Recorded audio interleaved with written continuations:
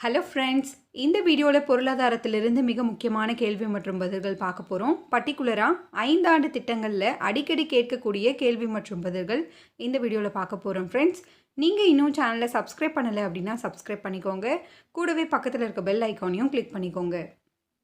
முதல் கேள்வி, முதலாவது 5 ஆண்டு திட்டத்திற்கான காலம் என்ன?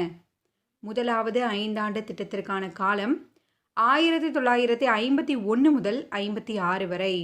ஸோ இந்தியாவில் இது வரைக்கும் 12 5 ஆண்டு திட்டங்கள் நடைமுறைப்படுத்தப்பட்டது. 1951 முதல் 2017 ஆண்டு வரை. முதலாவது 5 ஆண்டு திட்டத்திற்கான நோக்கம் என்னன்னு பார்த்தீங்கன்னா, நாட்டின் வேளாண்மை முன்னேற்றம். இதுதான் முதலாவது 5 ஆண்டு திட்டத்தின் நோக்கம். இரண்டாவது கேள்வி, இரண்டாவது 5 ஆண்டு திட்டத்திற்கான காலம் என்ன? ஆன்சர் 1956 முதல் 61 வரை. இரண்டாவது 5 ஆண்டு திட்டத்திற்கான காலம் 1956 முதல் 61. இதனுடைய நோக்கம் நாட்டின் தொழில் முன்னேற்றத்தை மேம்படுத்துவது. மூன்றாவது கேள்வி, மூன்றாவது 5 ஆண்டு திட்டத்திற்கான காலம் என்ன?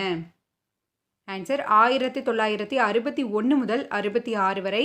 ஃப்ரெண்ட்ஸ், இதில் இருக்க இன்ஃபர்மேஷன் எல்லாமே நமக்கு பொறுத்துகளை கேட்டிருக்காங்க, அப்ஜெக்டிவ் கொஷின்ஸ்லையும் கேட்டிருக்காங்க. ஸோ வீடியோவை ஸ்கிப் பண்ணாமல் பாருங்கள். சுதந்திரமான பொருளாதாரம் மற்றும் சுய முன்னேற்ற நிலையை ஏற்படுத்துதல் என்பது மூன்றாவது 5 ஆண்டு திட்டத்தினுடைய நோக்கம். நான்காவது கேள்வி, திட்ட விடுமுறை காலம் என்பது?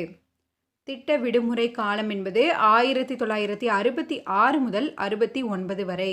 இது மூன்றாவது 5 ஆண்டு திட்டத்திற்கு அப்புறம் கொண்டு வரப்பட்டது. ஐந்தாவது கேள்வி, நான்காவது 5 ஆண்டு திட்டத்திற்கான காலம் என்ன? ஆன்சர் 1969 முதல் 74 வரை. இதனுடைய நோக்கம் நிலையான வளர்ச்சி மற்றும் தற்சார்பு நிலையை அடைதல். ஸோ இந்த நோக்கங்கள் கூட நமக்கு கொஷினில் கேட்டிருக்காங்க. நிலையான வளர்ச்சி மற்றும் தற்சார்பு நிலையை அடைதல் என்பது எந்த 5 ஆண்டு திட்டத்தினுடைய நோக்கம் அப்படின்னு கேட்டிருக்காங்க. ஆன்சர் நான்காவது 5 ஆண்டு திட்டம்.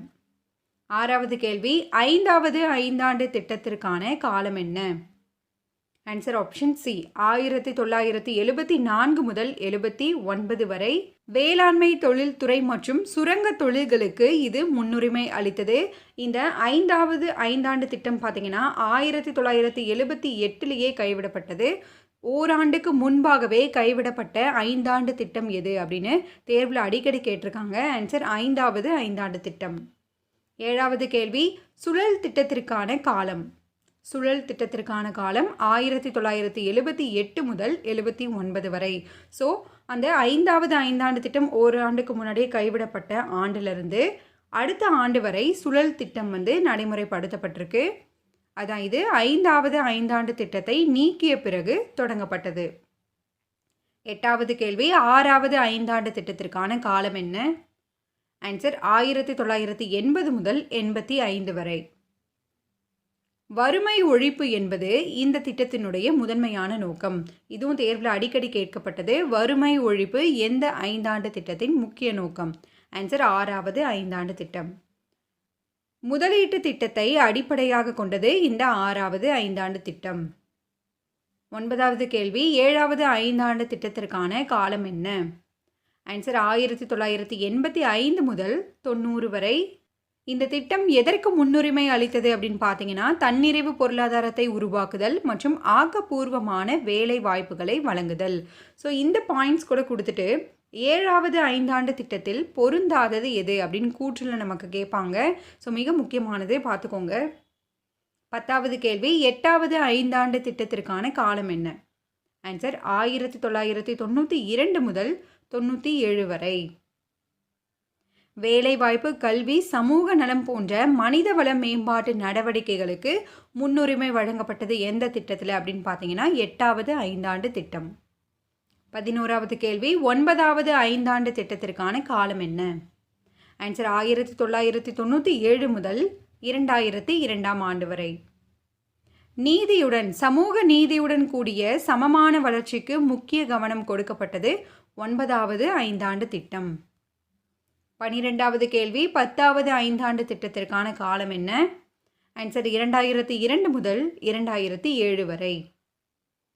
அடுத்த 10 ஆண்டுகளில் தலா வருவாயை 2 மடங்காக உயர்த்த இலக்கு நிர்ணயிக்கப்பட்டது எந்த 5 ஆண்டு திட்டத்தில்? ஆன்சர் 10வது 5 ஆண்டு திட்டம். இது அடிக்கடி தேர்வில் கேட்கப்பட்டது, நோட் பண்ணிக்கோங்க. 13வது கேள்வி, 11வது 5 ஆண்டு திட்டத்திற்கான காலம் என்ன? ஆன்சர் 2007ஆம் ஆண்டு முதல் 2012ஆம் ஆண்டு வரை. இதனுடைய முக்கிய நோக்கங்கள் விரைவான மற்றும் அதிகமாக உள்ளடக்கிய வளர்ச்சி. இதுவும் தேர்வில் அடிக்கடி கேட்கப்பட்டது. 14வது கேள்வி, 12வது 5 ஆண்டு திட்டத்திற்கான காலம் என்ன? ஆன்சர் 2012ஆம் ஆண்டு முதல் 2017ஆம் ஆண்டு வரை. இதனுடைய நோக்கம் விரைவான, அதிகமான, உள்ளடக்கிய மற்றும் நிலையான வளர்ச்சி என்பதுதான் 12வது 5 ஆண்டு திட்டத்தினுடைய நோக்கம். 15வது கேள்வி, இந்தியாவின் எந்த 5 ஆண்டு திட்டமானது மஹலனோபிஸ் மாதிரி என அழைக்கப்படுகிறது? ஆன்சர் 2வது 5 ஆண்டு திட்டம். சம்டைம் ஆப்ஷனில் அதற்கான ஆண்டுகள் மட்டும் கொடுப்பாங்க, ஸோ பார்த்துக்கோங்க. மஹலனோபிஸ் மாதிரியை அடிப்படையாக கொண்டது 2வது 5 ஆண்டு திட்டம். 16வது கேள்வி, இந்தியாவின் எந்த 5 ஆண்டு திட்டமானது ஹரே-ட்ராமர் மாதிரியை அடிப்படையாக கொண்டது? ஆன்சர் 1வது 5 ஆண்டு திட்டம்.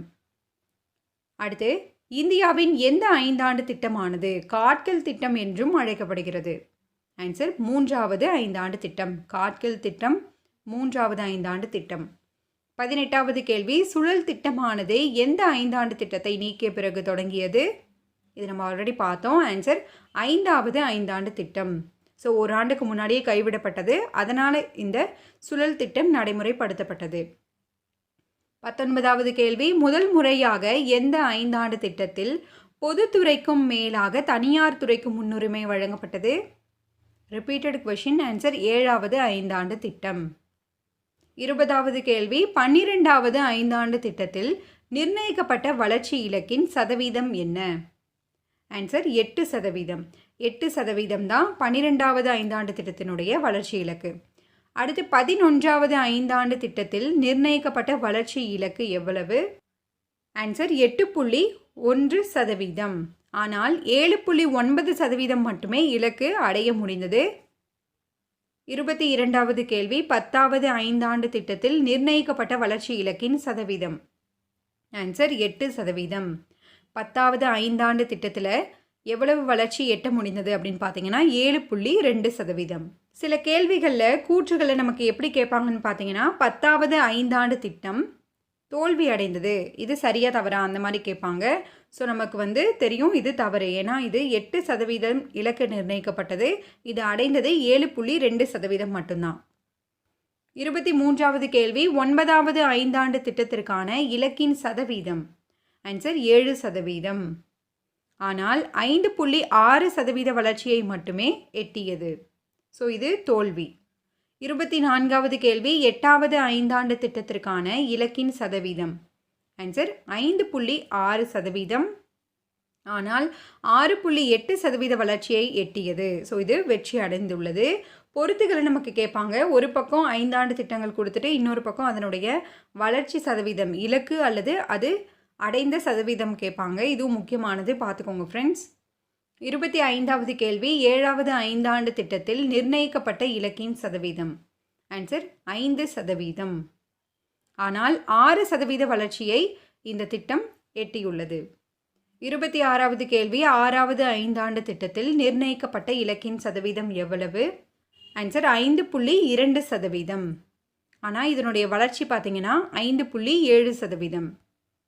27வது கேள்வி, ஒட்டுமொத்த இலக்கு வளர்ச்சிக்கான 4.4%ஐ விட அதிகமாக 4.8% வளர்ச்சியை பெற்று வெற்றி பெற்ற திட்டம் எது? ஆன்சர் 5வது 5 ஆண்டு திட்டம். ஸோ நிர்ணயிக்கப்பட்ட இலக்கு 4.4%, வளர்ச்சி அடைந்த இலக்கு 4.8%. 28வது கேள்வி, 4வது 5 ஆண்டு திட்டத்தில் கிடைத்த வளர்ச்சி சதவீதம். ஆன்சர் 3.3%. நிர்ணயிக்கப்பட்ட இலக்கு எவ்வளோன்னு பார்த்தீங்கன்னா 5.7%. 29வது கேள்வி, 2வது 5 ஆண்டு திட்டத்தின் வளர்ச்சி சதவீதம் என்ன? ஆன்சர் 4.1% பெற்று இந்த திட்டம் வெற்றி அடைந்துள்ளது. 30வது கேள்வி, 1வது 5 ஆண்டு திட்டத்தின் வளர்ச்சி சதவீதம். ஆன்சர் 3.6%. நிர்ணயிக்கப்பட்ட இலக்கை விட அதிகம் பெற்று முதலாவது ஐந்தாண்டு திட்டம் வெற்றி அடைந்தது. 31வது கேள்வி, திட்ட விடுமுறை காலத்திற்கான முக்கிய காரணம் என்ன? திட்ட விடுமுறை காலம் 1966லிருந்து 69. இதற்கான முக்கிய காரணம் என்னன்னு பார்த்தீங்கன்னா ஆப்ஷன் டி, இந்தியா பாகிஸ்தான் போர் மற்றும் 3வது ஐந்தாண்டு திட்டத்தினுடைய தோல்வி. இந்த காலகட்டத்தில் பார்த்தீங்கன்னா ஓராண்டு திட்டங்கள் உருவாக்கப்பட்டு வேளாண்மை, வேளாண்சார் துறைகள் மற்றும் தொழில் துறைகளுக்கு முக்கியத்துவம் கொடுக்கப்பட்டது. ஸோ திட்ட விடுமுறை காலத்தில் எதற்கெல்லாம் முக்கியத்துவம் கொடுக்கப்பட்டது அப்படின்னு கேட்பாங்க, நோட் பண்ணிக்கோங்க. 32வது கேள்வி, ஐந்தாண்டு திட்டமுறை எந்த நாட்டில் இருந்து எடுக்கப்பட்டது? Most repeated question. Answer Russia. ரஷ்ய நாட்டிடமிருந்து பொருளாதார திட்டமிடுதலுக்கான இந்த ஐந்தாண்டு திட்டமுறை பெறப்பட்டது. 33வது கேள்வி, சீன இந்திய போரின் காரணமாக இலக்கு வளர்ச்சியானது 5.6% அடைய முடியாத ஐந்தாண்டு திட்டம் எது? ஆன்சர் 3வது ஐந்தாண்டு திட்டம். 3வது ஐந்தாண்டு திட்ட காலத்தில் தான் சீன இந்திய போர் நடைபெற்றது. ஸோ அதனால் இதனுடைய வளர்ச்சி இலக்கை அடைய முடியவில்லை. 34வது கேள்வி, 7வது ஐந்தாண்டு திட்டத்திற்கு பிறகு எத்தனை ஓராண்டு திட்டங்கள் உருவாக்கப்பட்டன? இதுவும் ரிப்பீட்டட் கொஷின். ஆன்சர் 2 ஓராண்டு திட்டங்கள். ஸோ 3வது ஐந்தாண்டு திட்டத்திற்கு அப்புறம் பார்த்தீங்கன்னா நமக்கு 1966லிருந்து 69 வரை திட்ட விடுமுறை காலம். 5வது ஐந்தாண்டு திட்டம் ஓராண்டுக்கு முன்னாடியே கைவிடப்பட்டு 1978லிருந்து 79 வரைக்கும் ஓராண்டு திட்டங்கள் செயல்படுத்தப்பட்டிருக்கும். அடுத்தது இந்த 7வது ஐந்தாண்டு திட்டத்திற்கு அப்புறம் 2 ஓராண்டு திட்டங்கள் கொண்டு வரப்பட்டது. அதற்கான ஆண்டு 1990 முதல் 91, இன்னொன்று 91 முதல் 92. இதற்கான காரணம் என்னன்னு பார்த்தீங்கன்னா மத்தியில் நிலையற்ற அரசியல் சூழல் காரணமாக 8வது ஐந்தாண்டு திட்டம் தொடங்க முடியாமல் 2 ஓராண்டு திட்டங்கள் கொண்டு வரப்பட்டது. ஓகே ஃப்ரெண்ட்ஸ், இது வரைக்கும் நம்ம பார்த்த கேள்விகளிலிருந்து உங்களுக்கான ஒரு கேள்வி. இதற்கான பதிலை கீழே கமெண்ட் பண்ணுங்கள். இந்த வீடியோ உங்களுக்கு யூஸ்ஃபுல்லாக இருக்குது அப்படின்னு நினச்சிங்கன்னா மறக்காமல் லைக் பண்ணி சப்போர்ட் பண்ணுங்கள் ஃப்ரெண்ட்ஸ். தேங்க்யூ.